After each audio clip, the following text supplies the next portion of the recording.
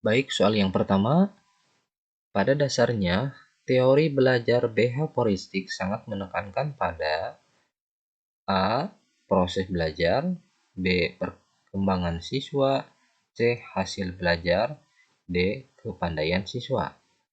Nah, teori belajar behavioristik sangat menekankan pada proses belajar, ini salah. Kita lihat mau C, hasil belajar, ini juga salah. Kepandaian siswa, ini juga salah. Nah, yang B, perkembangan siswa. Nah, ini kita kunci dulu. Kita lihat jawabannya, yaitu B, perkembangan siswa. Selanjutnya, suatu teori belajar dikembangkan untuk membangun prinsip ilmiah. Ini merupakan tujuan dari teori belajar. Kita lihat prinsip ilmiah. Teori belajar dikembangkan untuk membangun prinsip ilmiah. Sudah jelas jawabannya, yaitu kognitif. Kita lihat. Ya, jawabannya B, kognitif. Selanjutnya, penerapan teori belajar Brunner dalam pembelajaran sebaiknya memperhatikan hal-hal berikut ini, kecuali A. Membantu siswa agar dapat melihat adanya hubungan konsep yang satu dengan yang lain. B. Memberikan pertanyaan yang memungkinkan siswa untuk mencari jawabannya. C. Mendiskusikan tentang suatu masalah dengan siswa. D. Mendorong siswa untuk menyampaikan pendapatnya. Coba kita lihat soalnya lebih, dan penerapan teori belajar Brunner dalam pembelajaran, kecuali membantu siswa agar dapat melihat adanya hubungan konsep yang satu dengan yang lain. Ini termasuk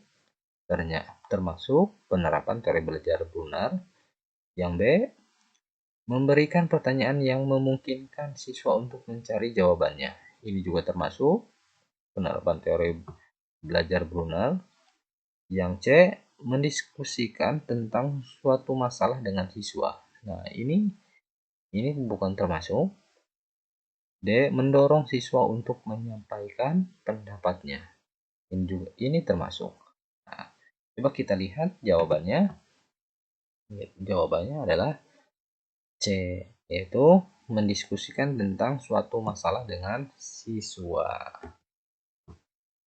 Selanjutnya, yang dimaksud dengan multiple intelligency atau kecerdasan menjemuk adalah berbagi kemampuan yang dimiliki oleh siswa untuk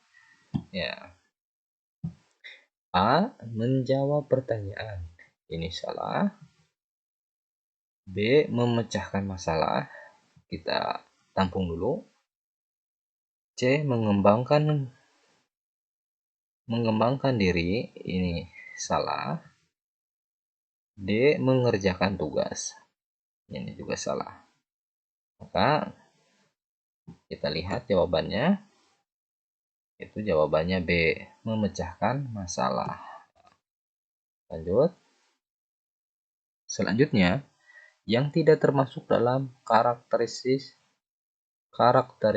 kecerdasan interpersonal adalah A. Mampu bermain dalam kelompok.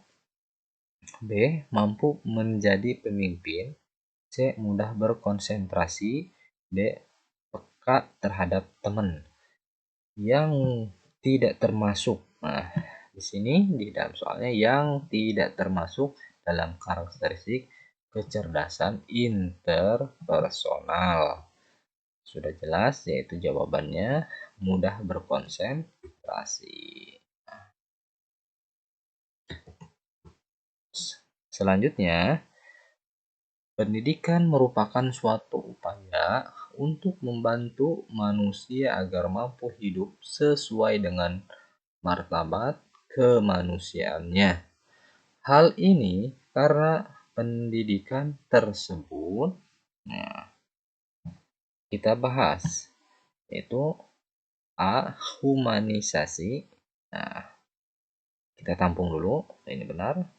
Individualitas, ya kita, maaf ini salah. C. Sosialitas, ini salah juga. D. Potensialitas, ini juga salah. Pendidikan merupakan suatu upaya untuk membantu manusia agar mampu hidup sesuai dengan martabat kemanusiaannya. Yaitu jawabannya A. Humanisasi. Ya, baik. Selanjutnya, alat ukur yang digunakan untuk mengukur kemampuan efektif siswa digunakan, ya, A. Tes objektif, ini salah. Alat ukur yang digunakan untuk mengukur kemampuan efektif siswa. B. Tes berupa angket, kita tampung.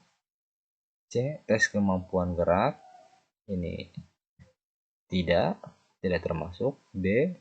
Tes kemampuan fungsional otak tubuh, ini juga bukan termasuk. Nah, kita lihat tes berupa angket. Coba, ya, jawabannya B. Tes berupa angket.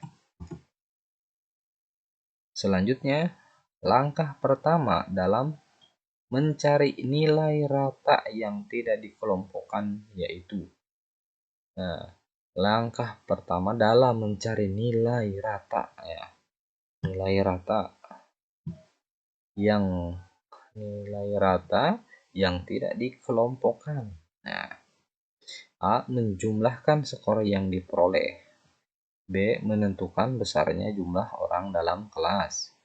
C. Mencari nilai rata-rata dengan pendekatan rumus. D. Menentukan rentang skor terbesar dikurangi skor terkecil. Ingat, langkah pertama dalam mencari, ya, nilai rata yang tidak dikelompokkan. Nah, sudah jelas, itu menjumlahkan skor yang diperoleh. Kita lihat jawabannya A. Nah, baik, terima kasih, semoga bermanfaat. Wassalamualaikum warahmatullahi wabarakatuh.